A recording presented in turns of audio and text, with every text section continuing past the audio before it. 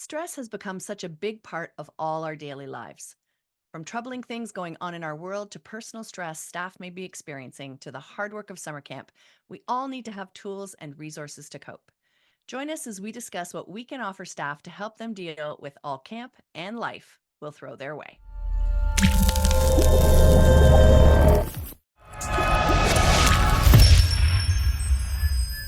Imagine camp registration software that actually gives you more time to do what you love. With UltraCamp, you can effortlessly track attendance, manage staff, streamline registration, and more.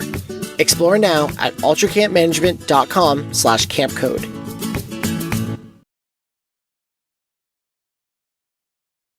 Welcome to Camp Code, a podcast brought to you by Go Camp Pro. After 10 years of podcasting, there's still a lot to tell you. Because just like people grow and change, so does our industry. Each and every year, there are new challenges, new ways of handling situations, new advice from those on the ground, and new ideas to share. Our commitment to intentional leadership training has only grown stronger. So, welcome to Camp Code, everyone. And before we dive into this all important topic, we're just going to take a quick moment to introduce ourselves, and we will start with our special guest, Kate. Hello, my name is Kate. I use she, her pronouns, and I am a camp consultant with Stéphane Richard Camp Consulting. Thanks, Kate. And Gab, how about you? Well, my name is Gabrielle Rell, and I'm one of the camp directors at Camp Waro. Camp Waro is an all-girls camp in the Laurentian Mountains, and we serve gender minorities, and my pronouns are she, her. Thanks, Gab. And I'm Beth Allison. I'm co-owner of Camp Hacker and Go Camp Pro. My pronouns are she, her. And I'm also a camp consultant and a trainer who is super passionate about intentional leadership training. So we welcome you to another all-Canadian edition of Camp Code. And we are thrilled to have Kate Taylor join us for another episode. Thanks so much, Kate. So today we would like to spend some time thinking about all the stress our staff deal with and what we can put into place to help them learn to cope. So we just want to start first with some very specific examples of the stress our staff may experience during a day at camp. So we're going to start with Kate, and we're just going to go around in a circle until we run out of ideas. And that won't be the whole podcast, I promise, even though it could be. So Kate, what kinds of issues have you found staff are struggling with these days? Family drama. They always have something going on at home. Mm-hmm. Yep. Not fitting in, the fear of not fitting in with the people that you're working with right now. Academic stress, Yep. navigating school and all that entails, as well as how they're going to pay for all their fees, tuition, food, rent, class resources, all that stuff. Relationship drama, especially if they have not brought their partner to camp and they are having to deal with the separate schedules. Oh, yes. I would just say the world. Just any news that is hitting your news feed is just a constant grade of stress. And I'm going to add to Kate's and say any personal relationship. So not just Sure. that significant other that may not be at camp, but all the friends at camp, especially in that age group, significant others and friends are like sort of the single most important thing to them. So if they're not going well for whatever reason, stress. I would say also health issues, like they might have some kind of an underlying health issue that they've been dealing with on an ongoing basis, or they might develop a new health issue at camp. I would say finances, if they're changing schools but basically just their is what they're making that summer going to be enough to support them in the fall. Chances are probably not. Probably not for some, yeah. I also think that they missed a number of key years of social opportunities with COVID and lockdowns and the world becoming even more online. So spending all day, 5 days a week, or living together at a camp in community for months on end can feel sometimes extremely suffocating. There's very little alone time or downtime, and they're not as used to it as they used to be. They may also be adjusting to a new sleep space or a new sleep schedule, whether they're at an overnight camp or not. like day camp is a very different schedule than what they might have been used to with school. Certainly overnight camp is going to be a different rhythm than what they've been used to, and that can be stressful. I would say the should brain. I should be doing this. I should do that. Sort of this perfectionism. I just want to be perfect at everything that I'm doing. Everything from my relationships to being camp counselor to my relationships with my supervisor, et cetera, et cetera. You stole mine, Gab. Dealing with camper issues. Maybe there's bullying, fights, low self-esteem, missing home, all the stress that campers are dealing with these days. I would add to that and just say like any kind of challenging camper behavior. If they are having any kind of challenging behaviors in their group, they're probably stressing about it. I would say just hoping that no one is angry or upset with them, especially with it's possible that they took this job and their family is not happy about it. It's not what they wanted them to do for the summer. So making everybody happy, the pressure of that. Absolutely. Gab, you touched on this a little bit. I'm going to go a little bit further, but they may not feel seen, heard, valued, safe, understood, that they matter, respected, connected, all those basic human needs in the current situation before they get to camp. So when they arrive at camp, they're going to be looking to fit in. And especially if they're new to camp, this could be very, very stressful. Anybody got any more? I would say sort of the like along the lines of like not necessarily knowing what to fit in, how to fit in, that kind of thing. It's like maybe not having the right equipment, like or having the right stuff, like being stressed about, do I have enough clothing to last me until the next time I can do laundry, or do I have the right, rain gear for what I'm experiencing? Any kind of like lack of supplies can be challenging. Any more? I don't know if we said this one already, but food can be a real stressor for folks at camp, particularly if they have certain food needs. Are they being met? Are they getting enough? Do they know all the options and how to access them? All those kinds of things. Or the fact that meals are at certain times and maybe they're not used to that, eating so regularly and all of that sort of thing. Okay. Anything else? Okay, because that's a lot to carry. And I think we do actually have more. Like I know we can keep going. I'm certain we could go for hours. I'm like, let's get into what can we do about it? Solutions mode. Let's go. Let's do it. Fair enough. Okay. So before solutions mode, we're just going to stop for a break to hear from our sponsor. And when we come back, we're going to share all of our ideas on how to help our staff to deal with, manage, or maybe even conquer some of their stress. For our Camp Code listeners, here's an exclusive offer to enhance staff retention year-round. Get UltraCamp's staff communication calendar with free customizable email templates at ultracampmanagement.com/campcode. And remember what drew you to the camp experience? UltraCamp knows it wasn't the paperwork. That's why they have crafted an all-in-one platform to streamline your program management. So say goodbye to the hassle of learning and managing multiple platforms to run your camp. With UltraCamp, you can easily register and manage campers, generate and direct communication, organize schedules and activities, process payments and donations. UltraCamp's goal is to help their clients spend less time in the office and more time doing what they love. Want to know if UltraCamp is the right fit for you? They offer free customized demo sessions so you can see their software in action. Just sign up at ultracampmanagement.com/campcode. Okay, time to dive into solution mode. So Kate, we've talked a lot about examples that stress our staff out. How do we help? I mean, give us the answers, Kate. Just stop having camp. No, we're done. No, I think, the first thing that you have to do is if you don't know that those stressors exist, then there's nothing that you're going to be able to do to help. So my first tip is check-ins. Build it into your staff culture that all of your supervisors are doing consistent, regular check-ins with every single one of their staff, and starting off with as broad questions as possible of like, how are things going? What's going on in your cabin group? What's going on in your not camp life? How are you? Really? Absolutely. So those constant and consistent. And I think the fault that I find there for many of us is that we start out strong. And by the time the summer gets into like its third week, fourth week, we're not doing them as consistently as possible. So making Mhm. sure that you're putting those into your schedule and it's just a Mhm. part of what you do Yeah. because it's important.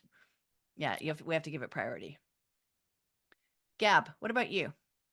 I would say with those check-ins, start that before camp starts. So there's two things, there's a couple of things that we do, but I'd like to highlight two. One, welcome chats, which is a conversation between a new staff member and a returning staff member. It's basically a place for that new staff member to ask any questions that they want to ask, but also get to meet somebody.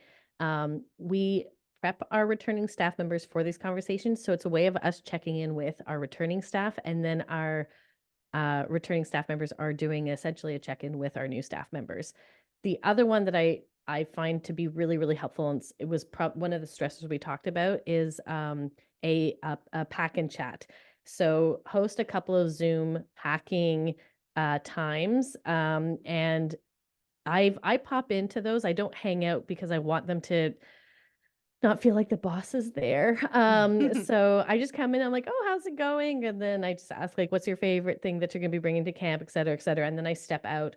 But but they really just get chit-chatting about what they're bringing to camp and why, and is like this amount of underwear too many? And then somebody says you can never have too many, bring more. Um, but the pack and chats are really helpful. So doing setting up community before people come to camp is a wonderful way to lessen anxiety. It's also a wonderful way to create retention with your staff members and not lose some of those staff members that you might in the first couple of days of camp or even just don't show up. I love that. I love that. I came across this resource from a website called wisdomtolead.co. And they had these 5 methods for cultivating conscious leadership.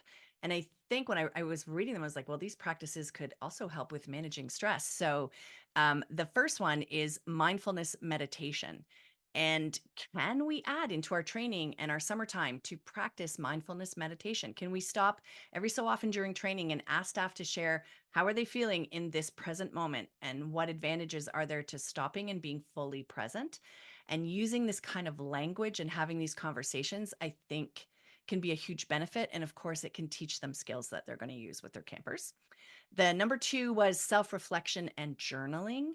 And we've been journaling at my camp for almost 30 years. And just last week, our alumni committee asked on the alumni Facebook page what skills folks learned at camp that they still use today. And the very first response was gratitude journaling and reflection, which totally thrilled me to see. I was really happy about that. The third one is empathy building exercises. So we've talked about this a few times. So if you search through the Camp Co podcast, I've given more than 1 or 2 or 5 empathy exercises that can be done with staff. So take time during training to try to understand what it's like to live in somebody else's shoes. And I think you can take a few moments here and there throughout training to, do some think, pair, share, group share stuff, what certain campers may be feeling in certain situations or what staff members may be feeling at given times, because empathy is an incredibly powerful tool. And I think we can use that better. Values clarification. I really like this one. So I think that this is something you can do with staff before they're hired or before they arrive at camp. Ask them to share their personal values and how they align with camp's mission and camp's values. How are they different? Is it okay that they may be different? I think it's also a great exercise to do with partners during training to kind of help people understand one another and build some trust. And the final thing they recommend is lots and lots of feedback. And I think we all know that feedback with staff is paramount to a successful camp experience, but being extremely intentional, setting specific times for evals, not just check-ins, but evals also, and letting them know when they are and explaining to them during training how they'll all look and feel and what the expectations are, and even setting up a mentoring program with younger staff and more senior staff or alumni. So cultivating these kinds of practices, I think no matter what you can pick and choose from will definitely help when you're at camp. And I think with we've all mentioned check-ins like in our own way. I would say that start those check-ins within your interview process, Mm-hmm. and provide the feedback. We put it right in at the very end of our interviews, and we say, really appreciated that, you tried to make eye contact, even if it's over Zoom. Notice that your background is tidy, and that's really appreciate that. You had some really in-depth questions that really shows that you care. This type of doing that gets them warmed up for that. We will be providing you with feedback during the summer. It's nothing to be afraid of, but it's just as important to give also constructive criticism, et cetera, et cetera. So we also don't shy away from that too. We'll say, we saw that you struggled a little bit with the questions, and and we try to problem solve with them in that area. But I think the feedback piece and the check-ins is really important. So you can start right away, even if it's in your interview process. Absolutely. And at the end of that interview process, why not ask them if they have feedback for you? How Exactly. did you do? What questions would they like to have been asked? Those kinds of things I think Mhm. is really helpful.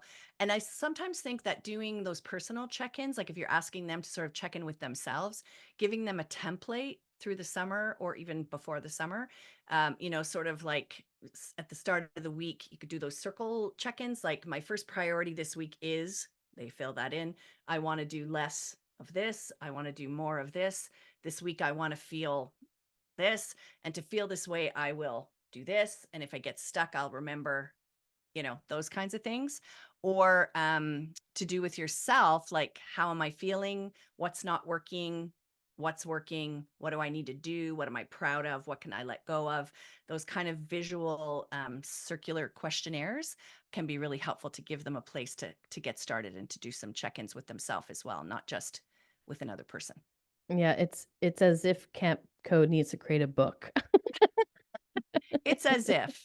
It's as if it would be helpful if we had, but you can find this like online, and easy questions to ask are also, what am I looking forward to today? What's something that I want to avoid today? And those are just two questions that can help somebody just start talking about or reflecting on, how they're doing. So what I want to avoid, what I'm looking forward to. Great. Thank you. All right, Kate, you got another one for us? Sure do. So sort of to go along with the whole check-in shenanigans, and setting yourself up for success like before the summer. One of my previous assistant directors came up with this idea when he first came onto leadership team, and it was to create a staff cheat sheet. So every single one of the people that he was supervising, he had them fill out a Google form with, how do you like to be checked in with? How do you like to receive praise or negative feedback? What do you look like on a bad day so that I'm going to know as your supervisor that you're having a bad day? And then just what are your favorite snacks or the things that you like to be appreciated with, so that then, later on in the summer when that staff member is having a bad day, you can whip out, I got your fuzzy peaches. It's going to make your day. Just it really brings together that, like, I care. I see you as a person. I notice you, and this is what I'm doing to speak to that. I love that. That's great. Gab, how about you? I was just writing all these great ideas down. Oh, I have to speak too? No problem. I got stuff. So when we're talking about stress, we go back to the basics. Maslow's hierarchy of needs. This is what we're going back to. And so I like to think about, we did talk about pre stuff, like before people come, but when they arrive on camp, how how are we anticipating their base needs? Where they're sleeping, how we're welcoming them, food, drink, everything that is a base need, and how are we equipping them to get more cozy, if you will. So we want to make sure that everything is set up for them. If you're a day camp, do I have a locker to put my stuff in? These type of things. But then what if? So what if I am cold at night? Is there a place that I can get extra blankets? What if I do have bug bites, and the health center is closed because they're sleeping, but I'm really, really itchy? Is there a place for me to access like calamine lotion, or et cetera, et cetera? So looking at the base needs, and how do we, one, set everything up as and anticipate those needs. But then two, if they need like that little extra something, what systems have we put in place? And then lastly, our people that come in before, especially our new staff members that are coming in, how have we talked to them about being welcoming? So, for example, within our camp, on the first night, nobody walks to their cabin by themselves, even if they're like, "Yep, I know exactly where it is." And it's like, "Oh, it's no problem. I'll just walk with you." Our returning staff know that that is their role, so that's just an example. So it's anticipating the needs, giving them agency as well for those base needs, and then making sure your community is there to support the ones that are first coming onto camp, so that they're feeling safe and secure. And then lastly, it's really making sure that they can communicate with the people that are off of camp, giving them the Mhm. time to do that and making sure that they're able to check in with them and that there's a specific time, and that if the internet is wonky, you're assuring them, here's another way of us supporting you for that. I love that. I was actually recently talking to, I think, my sister about how anticipation of needs is one of my love languages. And maybe Oh I got it yeah. because I worked at Waro for so long. Kate, it's also my love language. Yeah, yeah, it's a good one. Both like I appreciate when someone anticipates my needs, but Yeah. I really enjoy anticipating someone else's needs and feeling that kind of glow of like, I saw you and I made you feel better. Yeah. Delight and surprise. Hmm. I think it's something to I like that you're saying it's your love language, because I know that as camp professionals, we have so much going on, and we want to put a lot of energy into our families and into the campers that are coming. And sometimes going a little bit the extra mile it can feel very difficult. And sometimes it's almost like something that we have to do instead of we get to do. Yep. Not And enough hours in the day. there's just not enough hours in the day, and this is where you do bring in alumni. This is where you do bring in people that are the ones that are like, "Hey, how can I help? How can I help? How can I help?" Those are the people that are actually probably very good at anticipating needs or creating a little signage like, "This is where you feeling itchy because of those nasty bug bites? Here it is. Here's your little kit station." I think, that if if we look at it as like this is something that we get to do, and we do bring in people that can help support that, or just even bringing in some returning staff a half a day earlier than everybody else to set it up, is it's going to make the world of difference. And then of course it is role modeling for what we want to do with our campers. But nothing is going to help somebody feel good unless their base needs are taken care of. And that's equally so for day camps as it is for sleepaway camps. Absolutely. Absolutely. We have all been working really hard to help staff with their mental health for quite a few years now. It's nothing new, but each year I think we should all have some really serious conversations with our leadership teams and review our plans to be sure that we are doing all we can to have healthy staff physically, emotionally, mentally. What do you do each day to acknowledge the importance of good health in all aspects? Do you talk about the nutritious meals? Do you have downtime every day for folks to decompress? Have you done a session at leadership training talking about all the habits that make stress worse, like eating lots of sugar or too much caffeine or skipping meals or alcohol in time off or lack of sleep and so on? Do they know all the various levels of support available to them? Do they know that they can go to their leadership team or their head counselor or the camp social worker or the nurse or the doctor?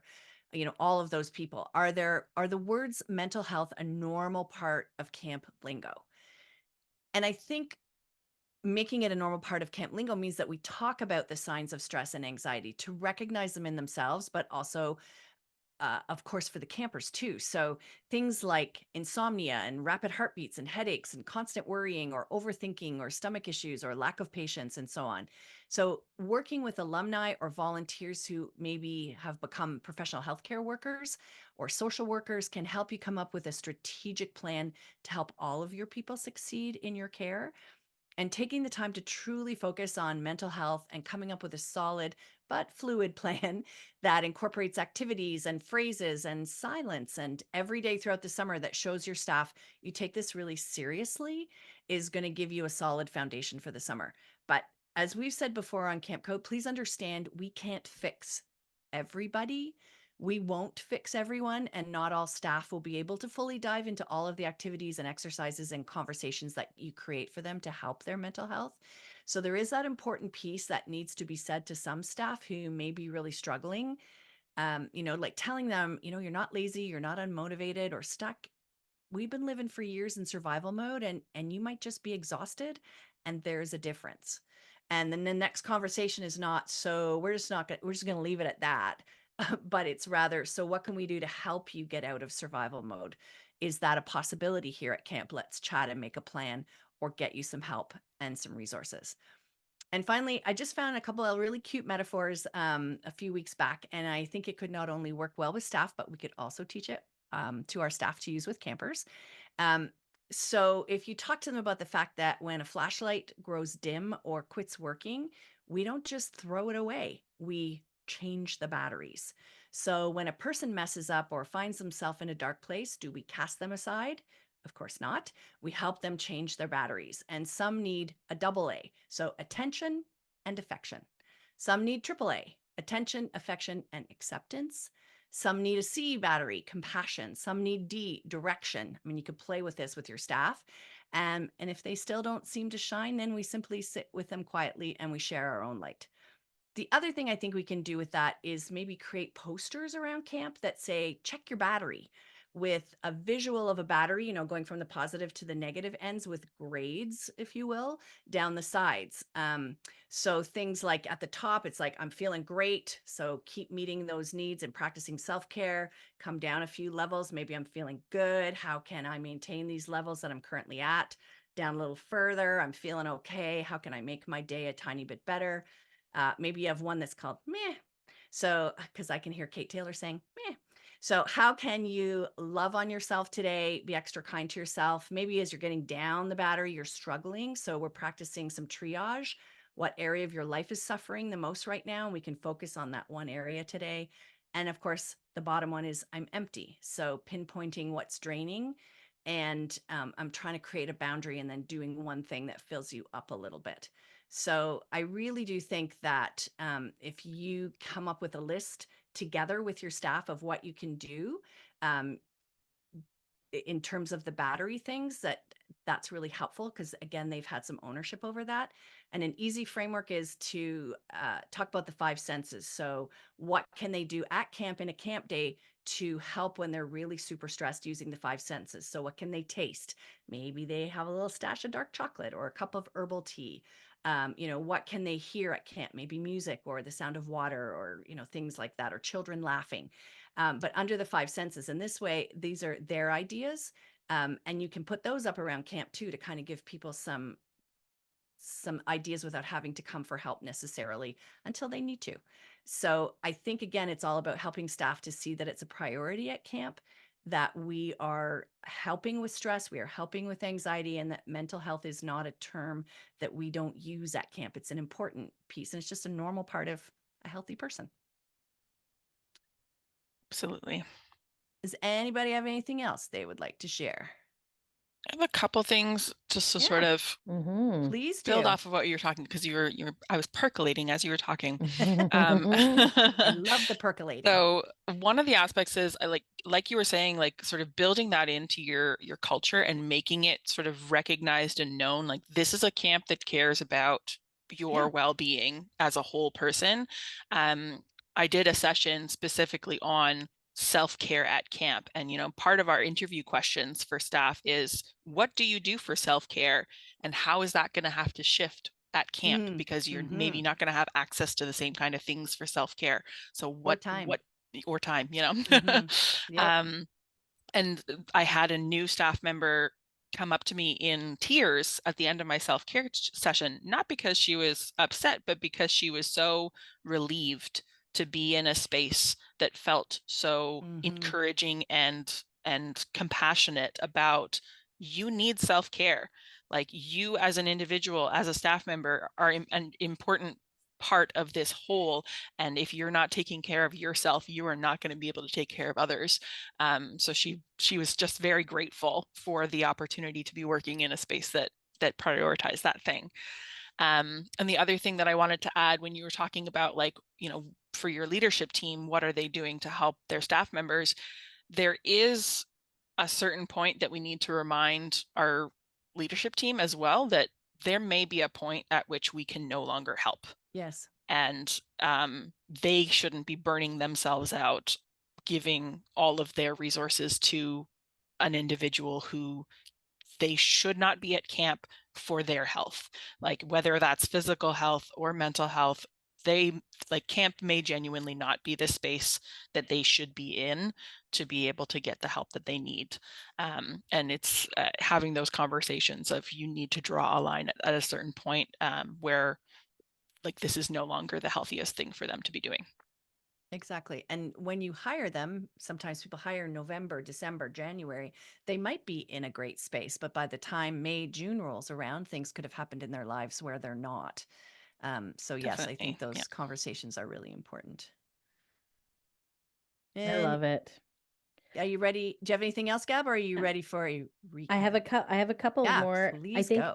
for me, when it comes to self-care, a lot of it can a lot of it has to do with, lack of power, not knowing, what to do. Let's just say you're just really, really, really tired. And you're in your mind, you're just like, well, everybody's tired, so there's nothing that can be done about it. And that's sort of the pebble in the shoe that is never Mm, dumped out, and it just can, start to really wear and be annoying and even create a sore. So the net for me, what's extremely important is building that trust and connection in that first 72 hours of camp. I like to call it the 72-hour hook, where each leadership team member has made a meaningful connection with a staff member, that they know that that staff member, if there was an issue, they would go to them. Like, that's the main goal. If there's 1 or 2 or 3 or 17 staff members where we haven't hooked by that 72-hour point, what are we doing? Is it maybe one of those staff members that camp isn't the right place for them? Or is it they're very guarded and we need to approach them about that? Or have we packed up our schedule too much and went way too much more academic and not enough on the community? And I really have noticed that over the years, the more we put energy into community building, especially with our supervisors team, especially making sure that we're prioritizing that fun time with the staff, has really helped with lessening stress, but has also helped with those conversations of perspective checks. I had one of my favorite um one of my favorite conversations I had with a staff member who came to my cabin, 10 o'clock at night crying, saying she wanted to go home. And we chatted and I asked how come. And she said, well, she hadn't made any friends. Well, she had arrived the day before at 4 p.m. So she so she was there for around. So I asked her, I said, how many hours have you been here? And then she, it was like something like 30 something hours. And I was like, how many hours have some of these other staff members been here? And then she was like, I don't know how to calculate hours, like 10 years and hours. I was like, exactly. So some of them have known them. But we were able to go through, like, did anybody exclude you? Did I? No, no, no, no, no. So you're just feeling like you want a best friend. And she was like, yes. And I was like, okay, well, I was like, babe, that takes time. And she was like, that's true. But if I hadn't connected with her earlier on, I would have been able to help her with that perspective check. And I think also with going with Kate was talking about setting those boundaries. Our rule of thumb at Waro is if a staff member comes to you and is really stressed out, for example, this summer we had uh, two besties got into a fight, and one of them basically wanted the whole day off to because she was emotionally drained. And so our rule of thumb is no matter how big or small, it's like I'm listening. I want to hear you. Oh, your solution is for you to have the rest of the day off. I I hear that. I do need to chat, like I need to reflect a little bit. We don't say we need to go chat with somebody else. I just need to reflect a little bit on what you're saying. Is it okay if I process? Can you give me 10, 15 minutes? And then they come and chat with me or another leadership team. So no matter whenever we're making exceptions, we always tell them, like, I need a little bit of time to reflect, because most of our leadership team members do want to say yes, and say no problem. But sometimes it also gives the other person a little bit of a space to also calm down, and then they can come back and say, I hear you want a whole day off. this doesn't seem like, possible, and these are my reasons why. And I do see you're having a hard time, blah, blah, blah. That's a whole other session. But basically making sure that the leadership team do have those tools. So for me, with when it comes to stress, focusing on community connections, that first 72 hours, the 72 hook is really important. And then lastly, I would say follow up. So anytime Mm. if somebody Mhm. did want, even as little as like they were chilly and we got them an extra blanket, checking in and saying, "Hey, are you warm enough the next night?" And say, and just checking in that way. So follow up is really, really important when building trust, and that also helps with stress management, I would say. Mhm. I like what you're saying about the like I need time to reflect. I think Hmm. that one of the biggest things that I always found with overnight camp in particular is you just sometimes need to take a time to slow down and realize that Yeah. like, things do go super super fast at camp, and things can change on a dime, and just like making time to stop, sit with your feelings a little bit, process a little bit, it can change your outlook toward it quite Hmm. quickly. Yeah. And I think that's a great life skill that you're teaching to the Mhm. staff member as well. So Mhm. that when you're faced with a situation, you can always ask for a bit of time to sit with it, Yeah. figure out how you feel about it. Yeah. It's a good Yeah. life skill. Hmm. All right, Gab, you ready? Yes, I am. Okay. Um, After the last podcast, you got a lot to live up to, but I have so many, so many here you go. people listen to it. Here we go. Guess what, everybody? We're talking about stress, but not here, not at Camp No Stress. We're just at Camp Happy Fun. And at Camp Happy Fun, we look at things in three separate categories: pre arriving to camp, during camp, and what do we do following up these stressful situations? Well, first and foremost, guess what? Cheat sheets have always been my favorite, and they also happen to be Kate's. Get a little cheat sheet going on in your staff to find out a little bit more about them and how you can best support them. Why don't you include some welcome chats, bringing in returning staff, chatting with those new staff members? Pack and chats are also hitting those Maslow's hierarchy of needs, doing some feedbacks during interviews. And what do you Oh, I wrote something that I don't at all understand. Therefore, we're going to skip forward. Who cares about that? Nobody. At camp, anticipate needs. What do they need to just feel good and cozy and sparkly inside? That's what we're trying to aim for. We want to anticipate their needs and also empower them so that they can take care of themselves when needed. And I was just thinking, when we talk about, Beth was talking about mindfulness, think of a beautiful little bird's nest, like a mindful nest. And in that mindful Ooh. nest, we have what? Meditation, we have journaling, we have empathy building. We could create a little nook of mindfulnesses and go there and grab some tools and get inspired, because you know what? At camp, mental wellness is not something that we shy away from. We're actually trying to build those muscles and saying, hey, it is something that we need to practice, and it's something that we can all do together. And when we do something together, we talk about it. And when we talk about it, we can also talk to our pros that are surrounding us.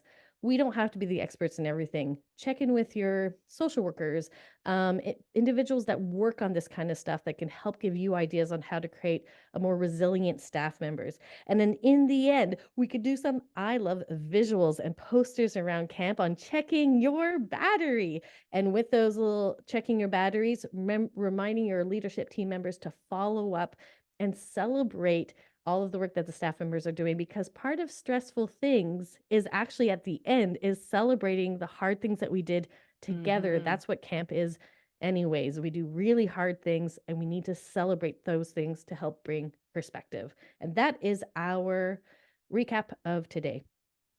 Well, I think you did pretty well. I think you Mhm. came pretty darn close It's to the all last right. one. It's So okay. exceptional job as always. All right. And if you want to get involved in our podcast, you can tell us your thoughts on this episode or any episode using the hashtag camp code in social media. And you can tell us topics you would like us to discuss, any guests you recommend we have, any great leadership training tips that you have to share that have worked really well in your camp. We would love to hear from you. And if you found our podcast to be useful, we would love it if you could leave us a rating and a review in your podcasting app. And here is how you can get in touch with each one of us individually if you so desire. Kate, where can they find you? You can email me at kate@stephanrichard.ca. And for the non-French speakers in the room, that is spelled Stephane, Richard like Richard, Richard.ca. And you can also find me on the artist formerly known as Twitter at this Kate Taylor. Thanks, Kate. Gab, how about you? Well, you can get in touch with me at info@waro.com, and you can check out where I work at waro.com, OUAREAU.com.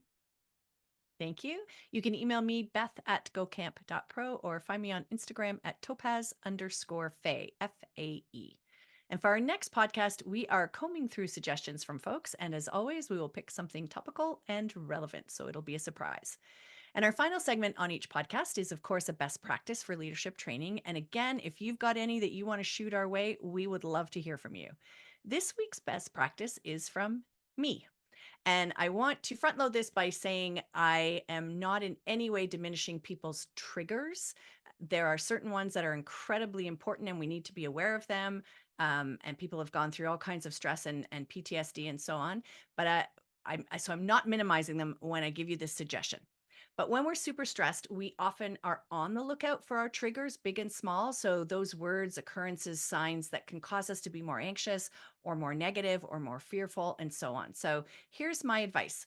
Why not teach your staff and your campers, of course, to start paying attention to your glimmers?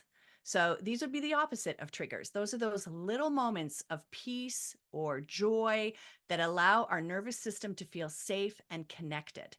And when you start looking for them, you'll start to find them everywhere. So maybe at the end of each training day, you could ask your staff to share the glimmers they saw that day and how they made them feel. Dig into how being on the watch for glimmers can help balance out a stressful camp life and calm our nervous systems a little bit. And you could teach your staff to ask campers to share theirs at bedtime or at the end of the camp day. So be on the lookout for your glimmers. Camp Code is part of the Go Camp Pro podcast network, and you can check out all our other podcasts at gocamp.pro/podcasts. And this year we've added a new one called The Pudding with Travis Allison and Dr. Mandy Baker, and they share scientific proof to improve our staff recruitment and retention. And you can find that podcast in the Camp Hacker podcast feed.